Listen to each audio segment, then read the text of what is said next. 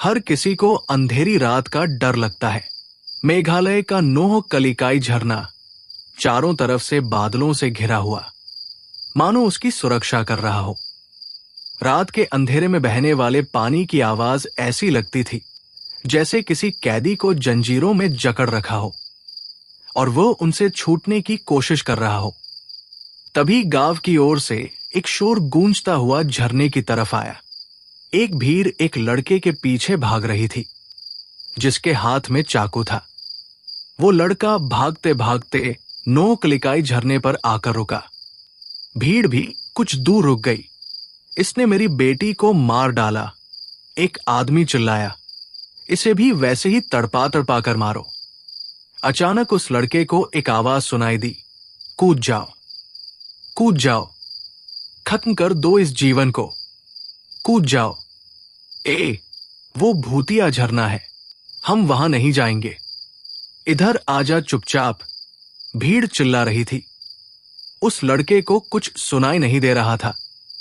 उसे सिर्फ एक आवाज सुनाई दे रही थी, कूद जाओ, कूद जाओ, कूद जाओ। आवाज की तीव्रता बढ़ती जा रही थी। आखिरकार वो लड़का कूद ही गया।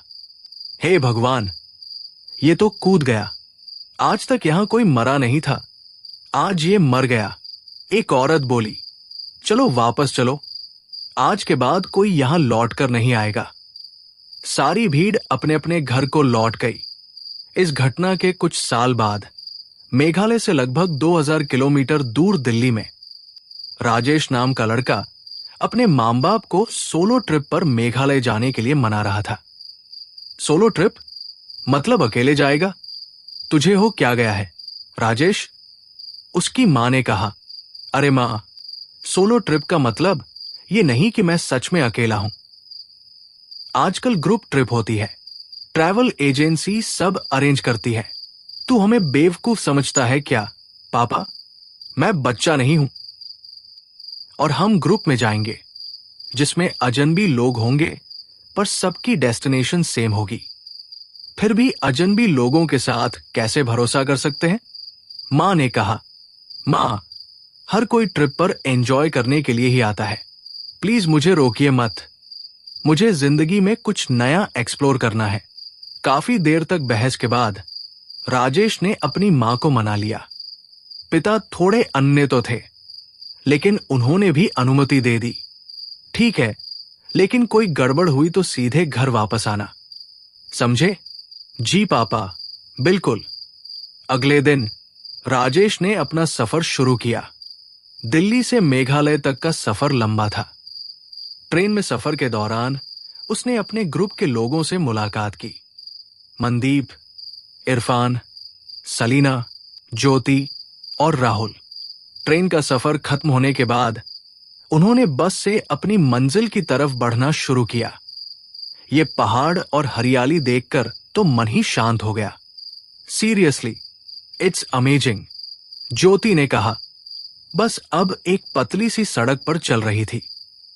घना जंगल चारों तरफ से फैला हुआ था। तभी अचानक बस का रेडियो चालू हो गया। तुम लोग यहां क्यों आए हो? वापस चले जाओ। रेडियो किसने चालू किया? ये तो अपने आप ही चालू हो गया। सुनाई नहीं दिया? वापस चले जाओ। ड्राइवर ने रेडियो बंद करने की कोशिश की, लेकिन वो बंद नहीं हुआ। सभी सहम गए। ये क्या मजाक है? कौन कर रहा है ये सब? मनदीप ने कहा, यह कोई मजाक नहीं है, ये जगह भूतिया है। मैंने पहले भी सुना है कि यहां अजीब चीजें होती हैं। ड्राइवर ने कहा। तभी रेडियो बंद हो गया और बस की लाइट्स भी एक पल के लिए बंद हो गई। अंधेरे में सब एक दूसरे को पकड़कर बैठे रहे। ये क्या था? सलीना ने कहा, ड्राइवर साहब, ये आपकी कार स्थानीय तो नहीं है? प्री रिकॉर्डेड ऑडियो बजा रहे हो? इरफान ने कहा, इरफान मियां, आपने तो हमारी चोरी पकड़ ली। मैं तो बस सफर का रोमांच बढ़ाने की कोशिश कर रहा था। ड्राइवर ने हंसते हुए कहा, रोमांच की जगह आपने हमारे दिल की धड़कन बढ़ा दी। ये तो मजाक था। ड्राइवर ने कहा, पर उन लोगों को पता नहीं था कि ये तो शुरुआत थी। असली खौफ तो अभी बाकी था। सुबह का समय था और चेरापूंजी की ताजी हवा में एक अलग ही जादू था। बस से उतरते ही उनका स्वागत काई डेविड ने किया। आप लोग चेरापूंजी की असली खूबसूरती देखने आए हैं तो यकीन मानिए ये सफर आपको हमेशा याद रहेगा। लेकिन याद रखना, प्रकृति जितनी खूबसूरत है उतनी खतरनाक भी। डेविड ने कहा, आप तो शुरुआत में ही डरा रहे हैं। ज्योति ने कहा, डरना मत, मैं साथ हूं। चलिए चले। डेविड उन्हें एक एक जगह लेकर गया। हरियाली, अनगिनत झरने और लगातार गिरती बारिश ने उन सबको मंत्रमुग्ध कर दिया।